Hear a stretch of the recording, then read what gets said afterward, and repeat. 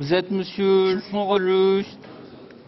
Vous êtes poursuivi, monsieur, pour avoir à Marseille le 2 juillet fait circuler un véhicule sans assurance, conduit un véhicule avec un taux d'alcool de 0,61 mg par litre, en récidive légale pour avoir été condamné le 16 septembre 2005 pour des faits identiques, outragé par parole David Joseph et Philippe Ajotso, qui sont des fonctionnaires de police, en leur disant « Vous feriez mieux d'aller contrôler les Noirs et les Arabes des quartiers nord ». Voilà ce qui vous est reproché.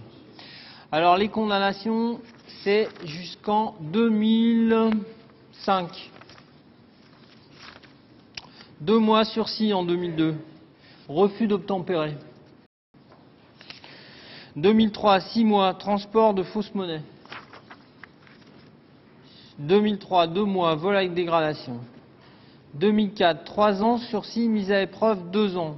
Tentative d'assassinat, détention d'armes, vol. 2004, 60 jours amende, vol. 2004, 2 mois d'emprisonnement, conduite sans permis. 7 mois, dont 5 mois, sursis, mise à épreuve, 2 ans, le 8 février 2005. Délit de fuite, conduite sans permis. 16 septembre 2005, 4 mois, vol avec dégradation, conduite sans permis, conduite sans permis. Je peux dire quelque chose?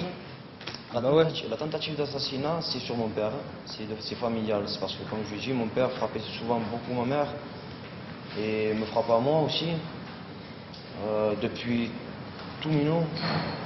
Maintenant, je vais vous dire juste, ça fait 15 mois que je suis sorti de prison, ça fait 15 mois, le 3 avril 2005, que ma fille est née. Je suis sorti le jour de naissance de ma fille.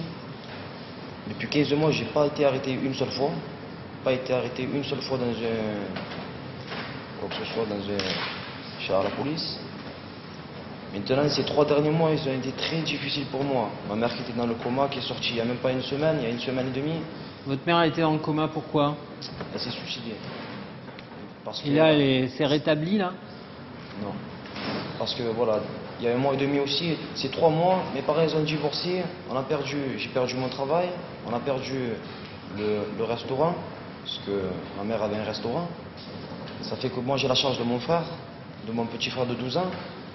Je m'occupe de mon petit frère, je m'occupe de ma mère aussi, qui retourne à la maison parce qu'elle ne voulait pas laisser mon petit frère seul.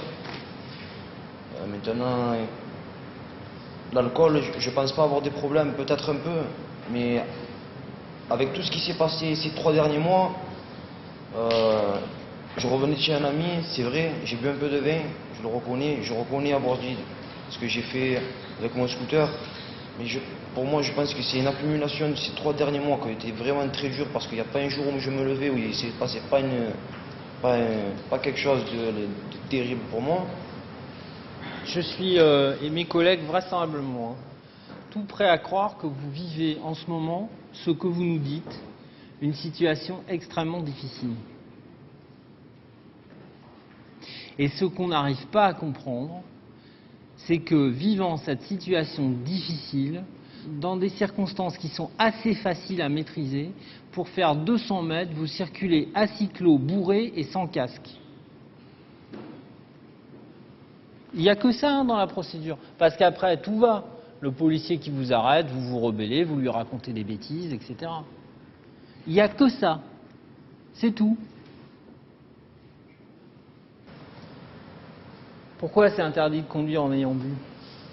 C'est interdit par rapport aux autres personnes, par rapport aux accidents. Parce que quand on circule à Marseille, même à minuit, on croise des dizaines de gens. Quel âge ça vous fait? J'ai eu 23 ans de 26.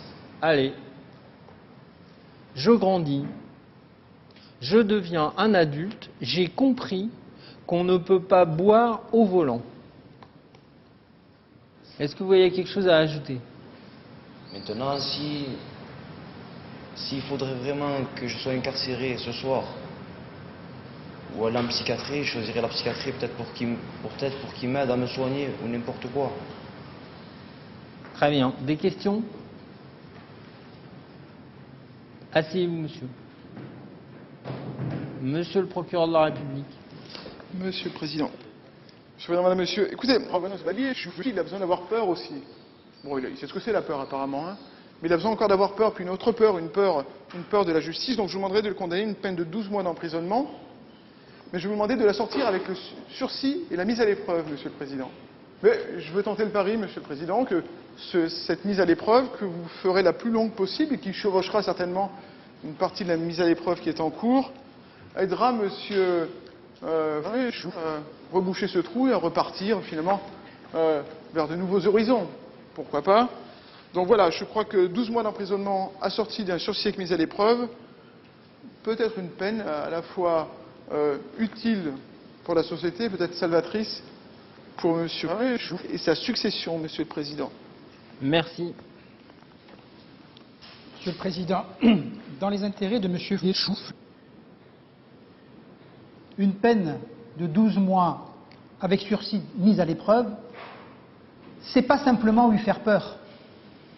Ça me paraît être quelque part, alors qu'il est au bord du gouffre, suite à ses malheurs répétés, une manière de lui pousser pour qu'il y tombe.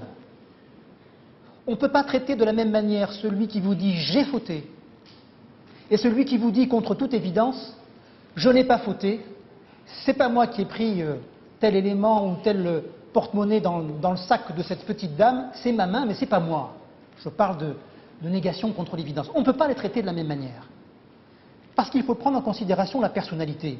Et ces 12 mois, ça me paraît ne pas être adapté à la personnalité et aux circonstances. Voilà pourquoi, Monsieur le Président, Madame, Monsieur, je vous demande de prononcer une peine avec injonction de soins, parce qu'il vous dit « j'ai peut-être un problème avec l'alcool ». Il ne vous dit pas « j'ai pas un problème avec l'alcool ». Il vous a dit « oui, peut-être que j'ai un problème ». Encore une manière d'appréhender les choses de façon assez objective de sa part. Et donc de prévoir une condamnation avec injonction de soins et notamment un suivi pour une cure de désintoxication, mais pas, surtout pas, avec 12 mois, ce qui me paraît une peine bien au-delà des éléments de ce dossier. Merci. Monsieur Fléchou, levez-vous. Est-ce que vous souhaitez ajouter quelque chose pour vous défendre? Non, ça sera tout. Hein. Bien. On va prendre notre décision. Vous allez attendre dans la geôle. L'audience est suspendue. Le tribunal délibère.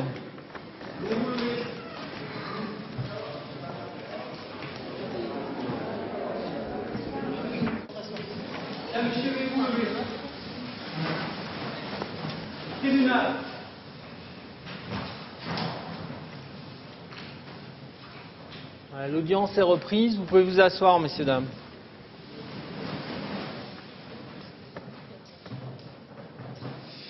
Monsieur Fléchou, après en avoir délibéré, le tribunal vous déclare coupable des faits qui vous sont reprochés. En répression, vous condamne à une peine de 9 mois d'emprisonnement, assortie d'un sursis avec mise à l'épreuve de 18 mois, comprenant obligation de soins et de suivi professionnel.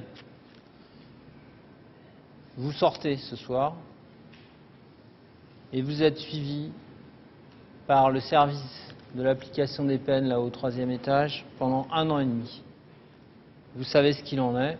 Soit vous suivez les obligations et vous ne commettez pas de nouvelles infractions, et dans ce cas-là, au bout de 18 mois, la peine sera non avenue. Soit vous ne respectez pas les obligations et vous commettez une nouvelle infraction, vous pouvez aller jusqu'à 9 mois en prison. Je pense que là, ça y est, maintenant vous avez compris. Il faut arrêter ce type de comportement. Le tribunal reçoit les conscients de partie civile de messieurs Elvef et KHZ les déclare fondés, vous condamne à leur payer à chacun la somme de 150 €. Vous avez signé des papiers et vous pourrez y aller. Je peux dire quelque chose? Comment? Je peux vous dire quelque chose? Oui, bien sûr. Je dis juste à tous merci. C'est tout. Merci.